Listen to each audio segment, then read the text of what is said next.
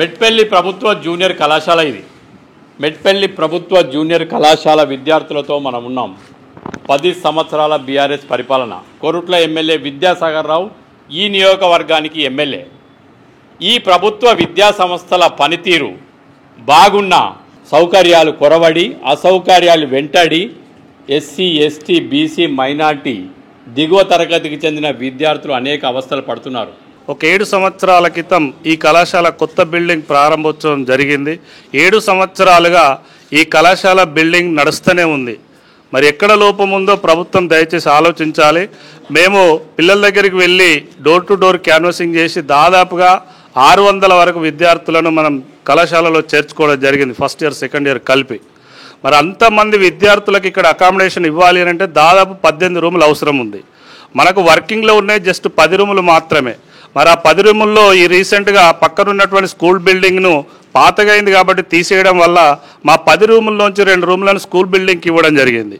మరి ఉన్న రూముల్లో ఇంతమంది విద్యార్థులకు క్లాసులు చెప్పాలంటే చాలా ఇబ్బందికరంగా ఉంది.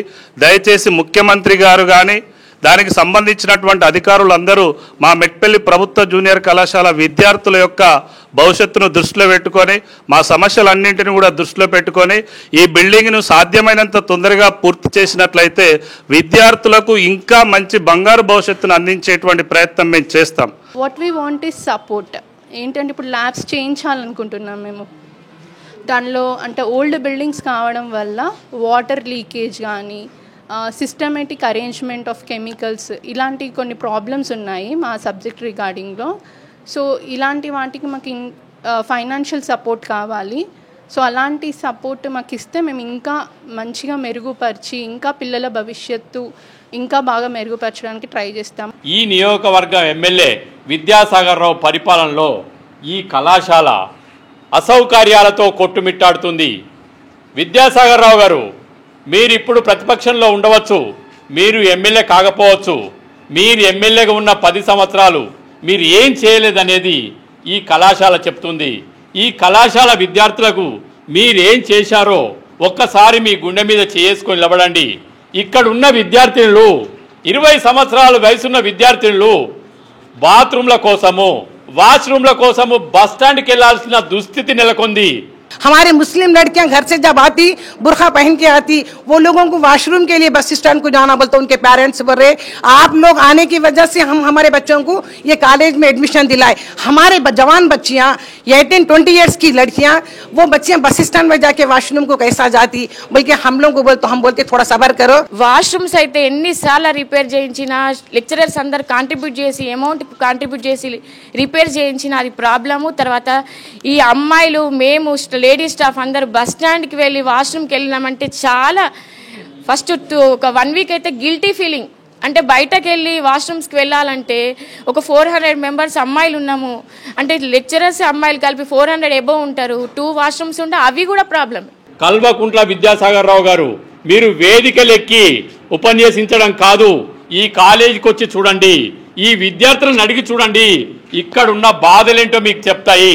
మీ కుటుంబ సభ్యులు, మీ సంపన్న కుటుంబాలకు చెందిన సభ్యులు అదే కాలేజీలో మీరు ఏ కాలేజీలో చదువుతున్నారో మీ పిల్లలు ఈ రకంగానే వాష్రూమ్కి వెళ్తుండ్రా, ఈ రకంగానే బస్ స్టాండ్కి వెళ్ళి వాష్రూమ్కి పోతుండ్రా.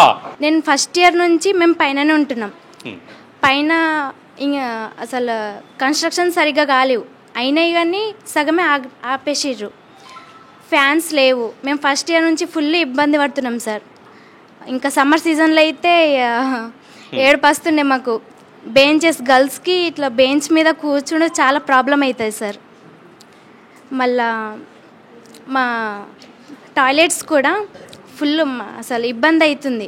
నాన్ లోకల్ వాళ్ళు అక్కడ నుంచి రావాలంటే ఇబ్బంది పడుతుంది కదా సార్. కొందరు అటే హాస్టల్కి వెళ్ళిపోతారు. అయితే మాకు క్లాస్ రూమ్ లేదు.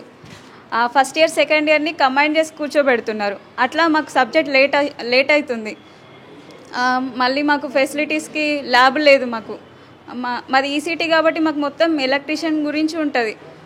మరి మాకు సార్ క్లాసెస్ చెప్తున్నప్పుడు మాకు అది అర్థం కాదు కాబట్టి దానికి మాకు కొన్ని ఇన్స్ట్రుమెంట్స్ని వాళ్ళు చూపించాలనుకుంటారు కానీ మాకు అవేం కూడా లేవు. అట్లా మాకు సబ్జెక్ట్ చాలా ఇబ్బంది అవుతుంది. మళ్ళీ మాకు 5 సబ్జెక్ట్స్ ఉంటాయి. మాకు జిఎఫ్సికి అసలు లెక్చరలే లేరు. ఇంకా మొన్నటి వరకు మాకు కాలేజ్లో అసలు డ్రింకింగ్ వాటర్ లేవు. మా లెక్చరర్సే మరి వాళ్ళు మనీ పెట్టి మాకు వాటర్ తెప్పించారు. ఇప్పుడు టాయిలెట్స్ ఇంకా బాగాలేవు, మొత్తం లీకేజ్ అవుతున్నాయి, దానికి చాలా ఇబ్బంది. చూడండి, ఇక్కడ మీ ఓట్లేసిన కుటుంబాలకు చెందిన మీ పిల్లలందరూ, మీకు ఓట్లేసిన ప్రతి కుటుంబం మీకు ఓట్లేసింది, మిమ్మల్ని గెలిపించింది, 10 సంవత్సరాలు మిమ్మల్ని ఎమ్మెల్యే నిలబెట్టింది, మిమ్మల్ని ప్రభుత్వం నిలబెట్టింది. మరి మీరు వీళ్ళకి ఏం చేశారు? కురుస్తుంది, వర్షం పడినప్పుడు మమ్మల్ని వేరే క్లాస్కి షిఫ్ట్ చేస్తారు. ల్యాబ్స్లో అన్ని మెటీరియల్ ఉన్నాయి, అన్నీ మంచిగా చెప్తారు, ఎక్స్పీరియన్స్ టీచర్స్ ఏవేవి ఏంటి అన్నీ మంచిగా చెప్తారు. కానీ వర్షాలు పడ్డప్పుడు ఇట్లా కురుస్తుంది అని మమ్మల్ని షిఫ్ట్ చేస్తారు వేరే క్లాస్ రూమ్స్కి. అవి కొంచెం కొత్తవి కట్టిస్తే మంచిగా ఉంటుంది. ఓకే, బెంచ్లు ఉన్నాయమ్మా? లేవు, డెస్క్స్ లేవు, ఇట్లా నార్మల్ బెంచెస్ ఉన్నాయి. ఫస్ట్లో మేము ఇబ్బంది పడ్డాం వీటితోటి. స్కూల్లో డెస్క్స్ ఉండే, ఇక్కడికి వచ్చినాక ఇబ్బంది పడ్డాం, డెస్క్స్ కూడా కావాలి. ఈ దిగువ తరగతికి చెందిన పిల్లలందరూ వాష్రూమ్ లేక, బెంచీలు లేక, కిటికీలు లేక మధ్యాహ్నము పచ్చడి మెతుకులను కోతులు ఎత్తుకపోతున్నాయి. మధ్యాహ్నం తెచ్చుకున్న పచ్చడి మెతుకులను కోతులు ఎత్తుకపోతున్నాయి. అషేముడు, సిగ్గుపడాల్సిన అవసరం. కల్వకుంట్ల విద్యాసాగర్ రావు, మీరు రాజకీయంగా అన్ఫిట్ అని చెప్పడానికి ఈ ఒక్క నిదర్శనం. ఎదిగిన పిల్లలు బస్టాండ్కు వాష్రూమ్ కోతున్నారు, సిగ్గుతోని తలదించుకోవాలి మీరు.